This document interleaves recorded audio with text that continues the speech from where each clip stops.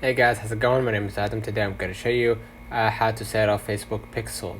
So there's a quick steps to set up your Facebook Pixel. So go to the Events Manager and then click Connect Data Sources and Web, and then select the Facebook Pixel Connect, and then name your pixel, and then we'll move along to the next step. Add the pixel to your website either manually by copying the pixel code provided or paste it in a header section of your website's HTML.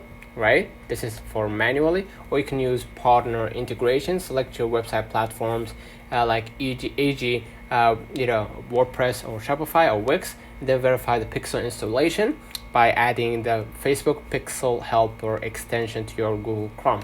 And now you can set up your events. Go to the Events Manager and then use the Event Setup tool to track standard events like purchases or signups without modifying the code. And by following these concise steps, your Facebook Pixel will be installed and ready to track activities on your website. So let's know in the comments if this video helped you. Don't forget to like and subscribe, turn on the notification bell to receive every video we upload. Thank you for watching. We will definitely see you in the next one.